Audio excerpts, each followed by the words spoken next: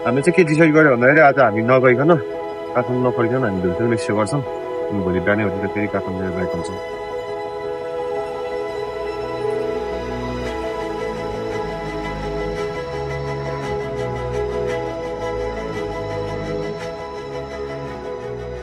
So what's up, welcome back to my channel. So this is your boy Sanjay. So हामी चाहिँ आज long travel vlog गर्नेछौँ which is on दिपलको S07 अनि हामी लगभग आज 368 किलोमिटर जति ट्राभल गर्नेछौँ अनि त्यही हो। अब हामी लगभग यहाँबाट चाहिँ हिँड्न लाग्यौँ। अहिले चाहिँ बिहानको 10-11 बजिसकेको छ। अब हामी यहाँबाट हिँड्छौँ, त्यसपछि विल सो मोर। आज चाहिँ डे 3 अनि हामीले खासमा चाहिँ काठमाडौँबाट आउँदाखेरि नै भिडियो बनाउने भनेर प्लानिङ गरेको होइन, तर त्यो बेला चाहिँ अलिकति हतारमा पनि निस्क्यो अनि एकदमै अँध्यारो नि भइसकेको थियो। त्यही भएर चाहिँ हामीले भिडियो बनाउने हामीले धेरै फोकस पनि गरेन। सो त्यही हो, आज फर्किँदाखेरि चाहिँ कतिको रेन्ज दिन्छ यसले, कति चार्ज कन्जम गर्छ यसले, कन्ज्युम गर्छ त्यो पनि चेक गर्नेछ। अनि पर्फर्मेन्स यसको अब हाम्रो यसको अलिकति बाटोहरू पनि अलिकति अफरोडै छ। चाहिँ अहिले भर्खर इटरीबाट निस्केको। हामीसँग चाहिँ लगभग रेन्ज 319 किलोमिटर बाँकी छ अनि चार्ज हामीसँग 78 छ भनेपछि अब चाहिँ हाम्रो चार्ज भनेको चाहिँ हामी उता लगभग मुलकोटतिर गएर गर्छौँ। हामीले प्लानिङ चाहिँ उता खासमा विमानतिर गएर गर्ने, उता बर्दिवास विमानतिर गएर गर्ने प्लानिङ गरेको थियो, तर होइन हामीलाई चाहिँ चार्ज चाहिँ मजाले पुग्छ आजको लागि।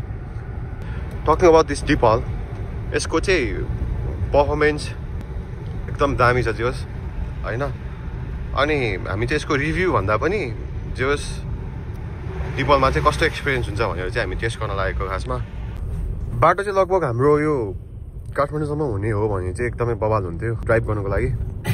अब यो मोस्ट अफ द बाटो चाहिँ कस्तो छ भन्दाखेरि चाहिँ एकदम प्रायः ठाउँमा चाहिँ ग्राभेली छ अनि धेरै जस्तो बाटो चाहिँ एकदमै बिग्रेको पनि छ अनि टाइम पनि लाग्ने कि। अब त्यो हिसाबले पनि ब्याट्री पर्सेन्टको कुरा गर्नुपर्दा चाहिँ अलिकति अहिले रिजन त गर्छ यसले, नगर्ने त होइन, तर कस्तो टाइमिङ हुन्छ भन्दाखेरि चाहिँ अलिकति धेरै जस्तो चाहिँ हामीले हाई टेरेनहरूमा हिँड्नुपर्छ, एकदमै उकालोहरूमा। त्यसले गर्दा चाहिँ अलिक कन्जम्सन अलिकति यसले दिँदैन। आमा टिकटक चाहिँ दामी हुन्छ है जोस्, यतिको चाहिँ चाहियो, यतिको चहलपहल चाहिँ दिनु पऱ्यो है। ल अहिले चाहिँ हामी कोशी ब्रिजमा पुगेको छौँ। अब हामीले डिस्टेन्स चाहिँ लगभग हामीले 45 किलोमिटर जति कभर गरिसक्यौँ। अलिक छिटो निस्किनु पर्ने थियो, आज हामी हल्का ढिलो निस्क्यौँ, त्यही भएर पनि अब अलिकति पुग्दा अलिकति बेलुकै हुनसक्छ। अनि त्यही हो, अब हामीलाई चाहिँ मेन कुरा भनेको चाहिँ खासै केही अप्ठ्यारो चाहिँ छैन, तर चार्जिङको मेन कुरा। चार्जिङ अहिले जताततै पनि छ, हामीले सिसिएस टु चार्जिङ जता पनि पाइन्छ, त्यो कहिले गरौँला भनिरहेको थियो।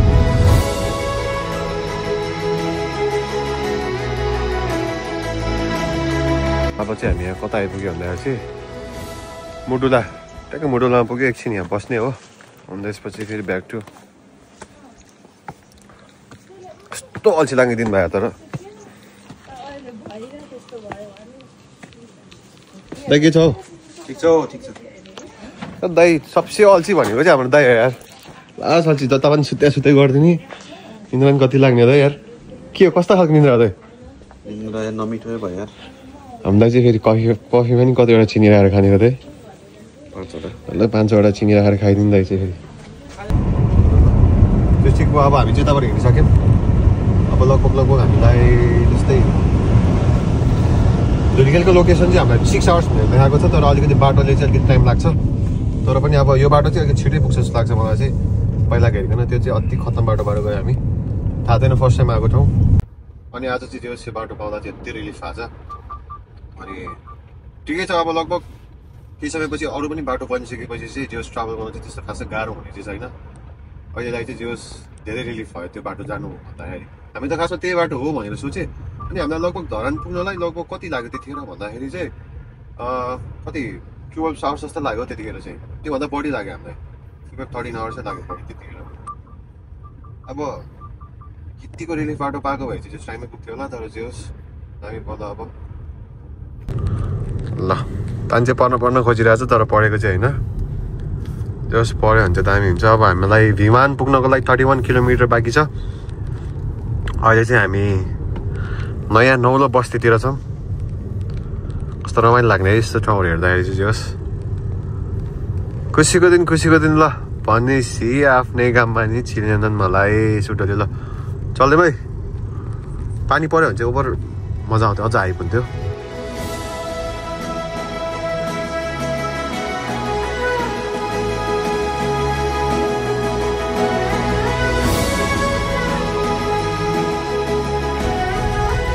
ल अब चाहिँ हामी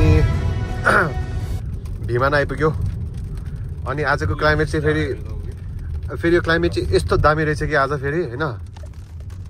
जे होस् यो त टर्निङ लिनुपर्छ कि हो यार। कहाँ यताबाट राइट लिनु मिल्छ टर्निङ यता।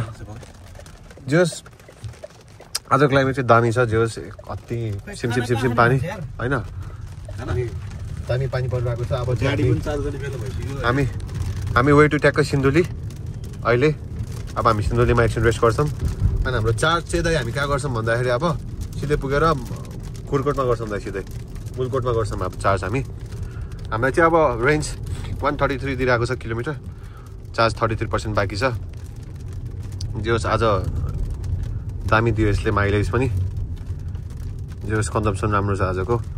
अनि त्यही हो मेन कुरा चाहिँ आज बेस्ट भनेको चाहिँ दामी पानी पर्थ्यो फर्किँदाखेरि। जे होस् दामी वेदर थियो, मन पऱ्यो मलाई चाहिँ। जे होस् ल सिवन सिन्धुली गाइस। ल अब सिधै गएर बागमतीको लिएर जाँदा त प्रायः पोखरामा बागमती भनेपछि अलिकति खत्रै मान्छ नि, मान्दैन त हो। हामीलाई चाहिँ गण्डकी यिनीहरू भनेको चाहिँ नौलो लगाएर रमाइलो भएको मात्र, र उनीहरूको लागि चाहिँ वाउ नै लाग्छ क्या हाम्रो चाहिँ। जे होस् त्यही त हो नि, ठाउँ चेन्ज जस्तो हो नि, पाउनु चाहिँ वाउ नै फिल हुन्छ क्या। तर यो हामी नर्मली आउनु यता त पहिल्यै पानी परिसकेको छ होइन। मान्छेले बरेर गहिरो सिरो लगाएर छ। यत्तिको पानी चाहिँ बनाउनु पर्छ टेम्परेचर त हामी पखाइ धुली खेल अझ पनि हामीलाई 100 कति किलोमिटर दिएको थियो, 36 किलोमिटर। त्यो पहिलाको जस्तो पहिला त्यो पहिरोले बाटो नबिगारेको भए चाहिँ दामी हुन्थ्यो अब होइन। जे होस् अब चाहिँ लगभग टाइम लाग्छ त्यहाँ त 3-3.5 घन्टा जस्तो लाग्छ, 3.5 जस्तो लाग्छ।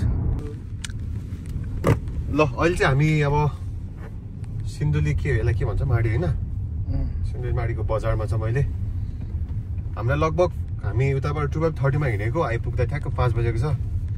अनि अब एकछिन हामी यता केही खान्छौँ, रेस्ट गर्छौँ।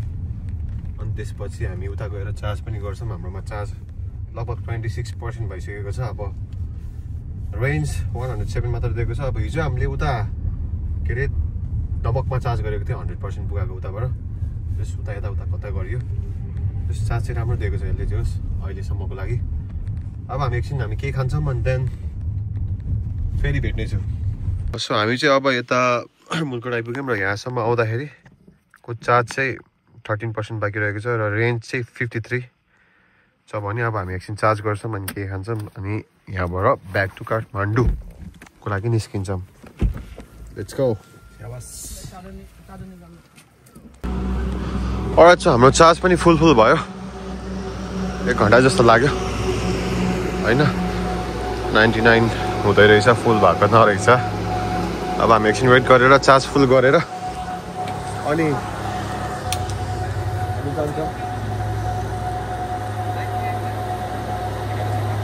शपिङ भनेको आइसक्यो। ल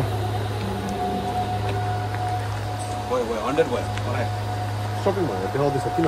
बाँकी छ 99 मा हो, 29 कम्प्लिट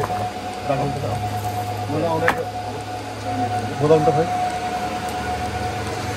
न त साइडमा अड्का राख्दैन न।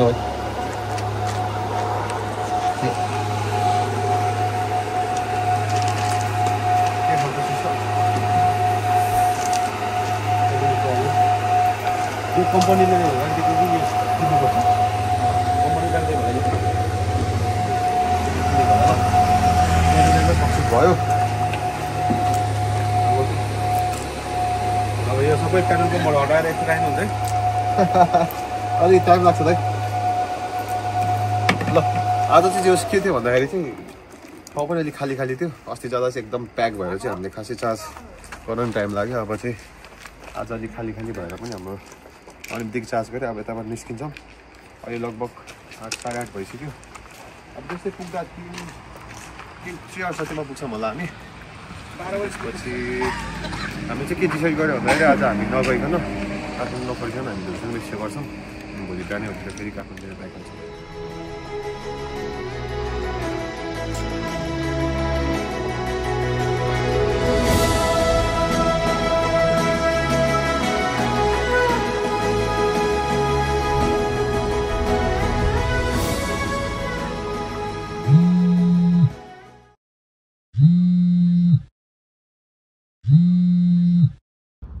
छ हामी चाहिँ अब उठेर निस्किन लाग्यो सो हामीसँग चाहिँ चार्ज 67% बाँकी छ र रेन्ज 273% देखाइरहेको छ सो अब हामी चाहिँ उतै गएर गाडी वास गर्छौँ यो भिडियो सकाउँछु and then will see you on next video